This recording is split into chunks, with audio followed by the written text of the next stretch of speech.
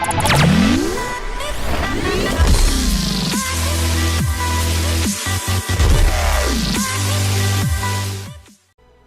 guys, Moneyman300 back for some more videos here, and this time we've got the Alfa Romeo 33. This is the A-Class from the red and blue for 1 and 2. So super good car here, really versatile, kind of like the 360 CS. You can use this on many different tracks. It'll run okay on the speed tracks, it'll do fine on the momentum tracks, and it'll really do well on the grip tracks, which is what it was built for. So really fun car to drive. You guys are really going to like this one. Just a beast in the acceleration department, which really helps you in multiplayer. It takes just a little bit of getting used to drive it. After the last couple of videos, I did make just a couple of slight adjustments to it, and that did make it better.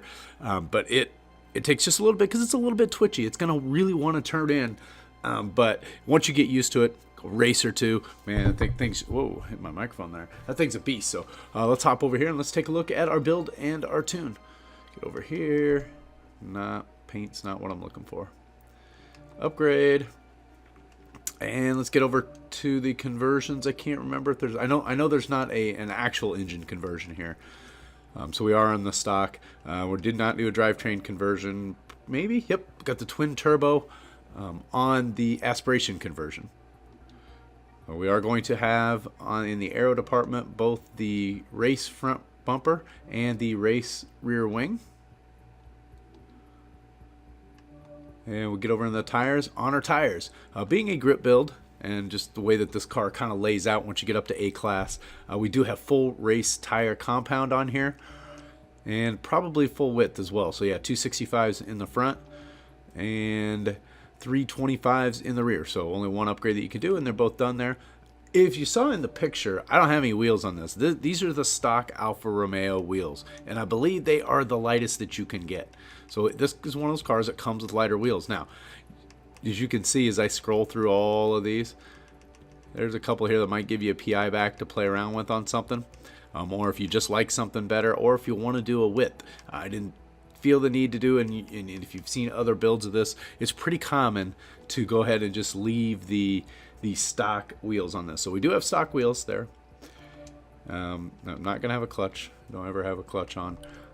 In the transmission, we do have the stock transmission. You can see I played around. You can there is a setting that allows you to go up to street transmission. I don't agree that it's actually faster. I think I tried it with that, and I don't even think that there was much of a difference, but it might have given you another gear, but it's one that you don't really need. So in any case, I do have the stock transmission on that, and it does work well with that. Stock drive lines, you can see we don't have any, can't get any free weight there. And then the race differential. Move over to the platform and handling. We're gonna have the race brakes, race front roll bar, already comes with the race rear, already comes with race transmission, or not transmission, but race springs. Chassis and reinforcement, we do not have anything there. It does add a fair amount of PI on that. And then the we're gonna have full race weight reduction. Over to our engine parts. Up in here, fuel system is stock. I don't remember how many of these I have. There might be a couple in here. Race ignition.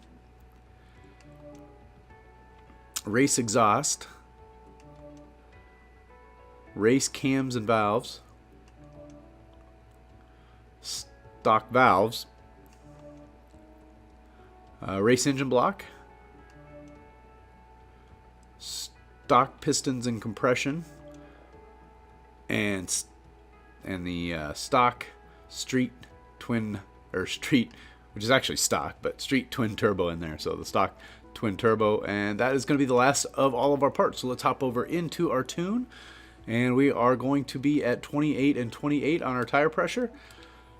Ended up at negative 2 points. So this is one place where you'll see just slightly lower, not quite as much negative camber as I typically run, usually in that 3.5 range. And that was due to the twitchiness of this car. Did not need that much camber. It still turned great with at 2.8 and 2.5, and then everything else I just leave default in here. 6 and 13 for our roll bars. 274 and 260 for the springs with the ride height all the way up. Ended up at 10.5 and 10.8 for the front and rear rebound, and 1.5 and 1.7 for a bump. downforce, full downforce on this, as you know, you've seen in other builds. I'm going to have more and more of that as we go up in these classes. 53% on our to the front for a brake bias, and 200. That's pretty close to my starting point. And then the last piece, 25 and 17 on the deceleration. So there are all the build and tune. It's a car I think you really will have a lot of fun with. So I'm going to end it with that, and we'll catch you guys in the next one. Later.